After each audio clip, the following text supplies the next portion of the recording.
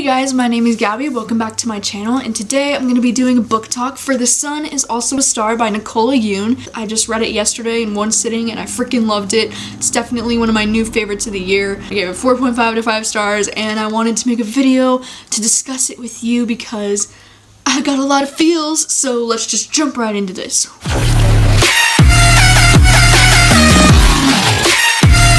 I wanted to mention also that the beginning of this book review is going to be spoiler free, so if you haven't read it, you can stick around for this part of it, and then at the end of this review I'm going to be jumping into some spoilery content, but I will warn you before I do so let's go. This book is my second time reading a book from Nicola Yoon. I read her book Everything Everything last year. I'm not gonna lie, I loved Everything Everything, but I hated the end of that book. It kind of ruined the whole thing for me, so I didn't end up enjoying Everything Everything as much as I wanted to, but when I heard she had a new book coming out, obviously I wanted to read it because her writing style is very unique and very beautiful, and I'm so glad I did. She's definitely become a young adult staple author for me. I think she's a great writer. I wasn't expecting to love it as much as I did. I didn't even really know what it was about going into it. This book has definitely reminded me why I love reading in the first place. This book follows a girl named Natasha, and she is a Jamaican girl of color, and on the day that we meet her, her family is about to be deported in the next 12 hours. She is going to be a scientist. She believes in science and she doesn't believe in things like love and God and fate and all that kind of stuff. She doesn't really believe in anything except for science. And I thought that she's such a strong lead female character. This book also follows this boy named Daniel,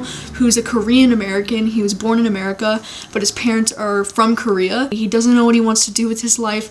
His parents really want him to become a doctor, but he wants to become a poet.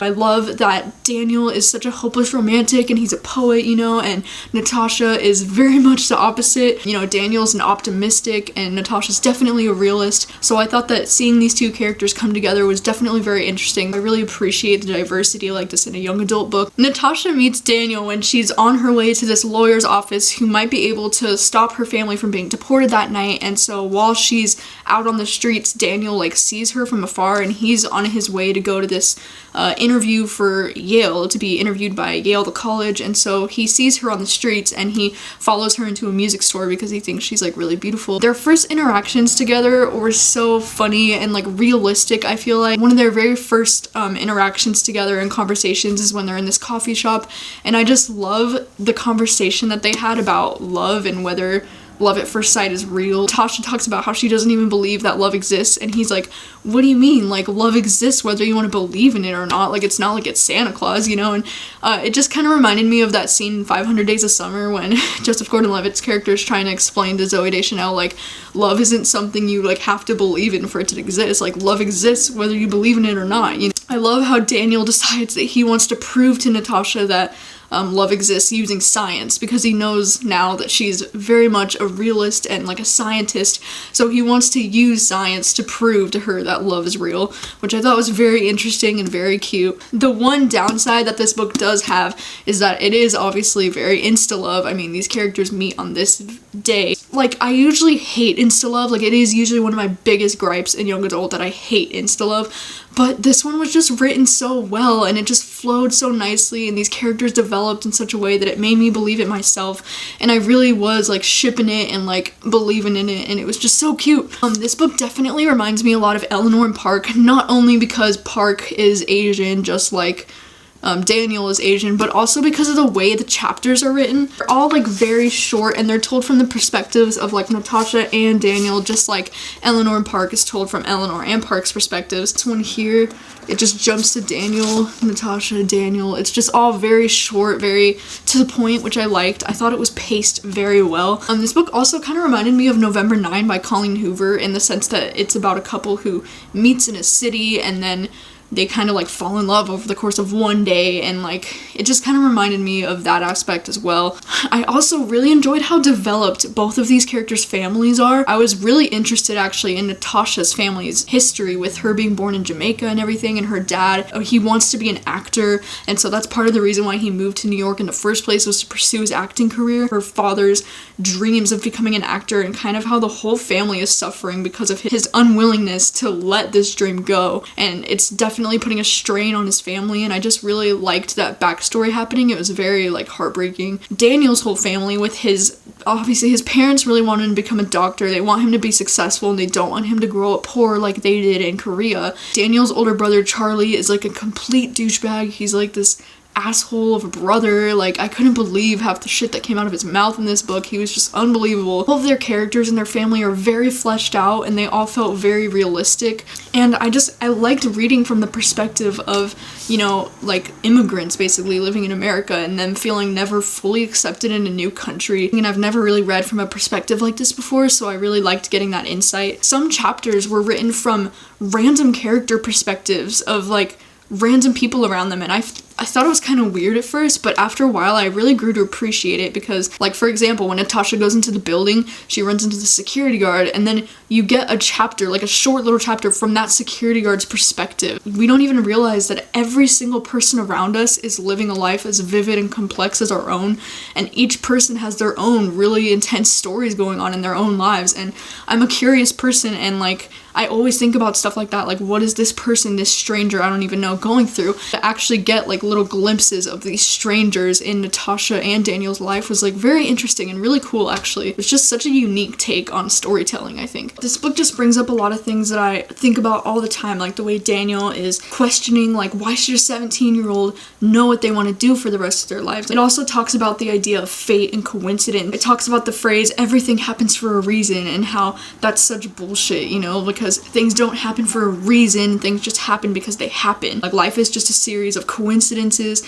and decisions and indecisions. We just like to give meaning to things to make life make more sense to us, you know? Overall, I'm just really impressed with this story. I do think that both of these characters are so interesting, so I highly recommend it to those of you who haven't read it. And so for now, I'm gonna jump into some spoilery content, so if you've not read it, please click away and then come back and we can discuss it after you've read it. So, spoilers, warning, spoilers. Okay.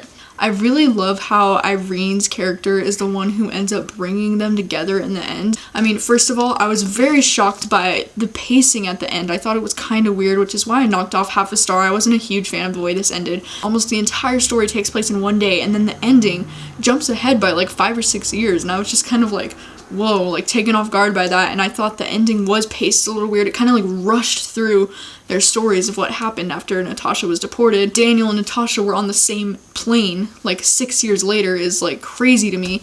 But I did think the ending was very like, I don't know how I feel about it, to be honest. Like, I was completely shocked and like pissed like the second I read it, but after having some time to think about it, I do think it is very like epic and beautiful and like one of those love stories. It's just like bam, you know. But the fact that they just see each other on an airplane again after so many years and they're just like Natasha, Daniel, and then boom, just ends like like, I mean, it's like, you know what's gonna happen, obviously they're gonna reconnect and whatever, but it's like I kind of wanted to see that. Like, I would have liked an epilogue chapter of finding out what happens after like does Daniel go with her to Jamaica, or does she end up moving back to New York, or like what's going on, you know. I would have liked to see more of a conclusion for their characters before Natasha's family does actually get deported. Was like so intense, like the whole fight she has with her family and her dad, like she finally just unleashes all this shit she's been feeling about her dad. That was like very depressing and very real. Like that one scene where Daniel brings her to his family's store and the way they are kind of like racist towards her, and just like the way he's like, oh, you can use this to make your hair smaller because she kind of has like an afro. Like, they were just so rude. And like his brother, when they got like right before they got into their fist fight, when he was like, oh yeah, I'd fuck her, like what, does she leave you for me, like that type of shit. Like, I couldn't even deal with him. Like, he was just so annoying and screwed up, and I just felt really bad for Daniel and Natasha having to deal with their families and their racism. And definitely I loved the scene of their first kiss when they were in the karaoke bar. Like, that was such a passionate first kiss, and it was definitely one of my favorite first kisses in a book that I've ever read. It was just very passionate and I could like feel that shit, you know. Like, it was very beautifully written. I love that most of this book takes place on one day. I thought it was so interesting, and I love that it's all in New York because like I'm a huge fan of New York. I love the like atmosphere of New York, so I'm still so shook by that ending though. Like, I can't even believe it ended like that. Like, I don't know what to make of it, to be honest. I'm still like in shock. Also, the side story going on with the lawyer and his paralegal was very interesting. I loved how her final chapter ended. Like, this whole time you're kind of like discovering through Natasha and Daniel that the lawyer has been sleeping with his paralegal even though he has a wife and kids and stuff, and it's kind of like really dramatic. But then the lawyer gets in a car accident and then the paralegal's all freaking out, and you can tell just by how much she's freaking out that she's like in love with him.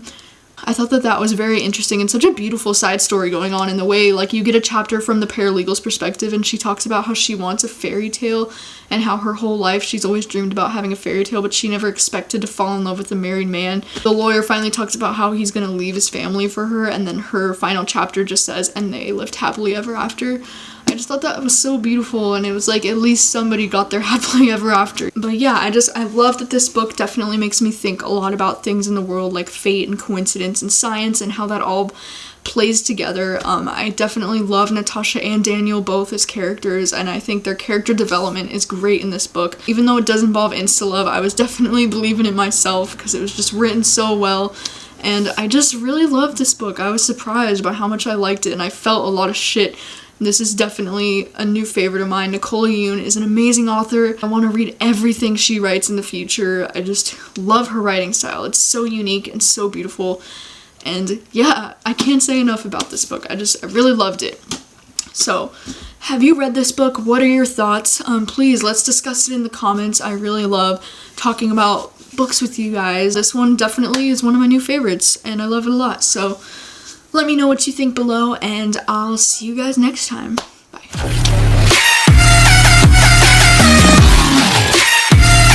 So, the sun is also a star. Oh, fuck. I also reminds me a lot of Natasha how do I say this? Be able to try and help her family to. Oh my god.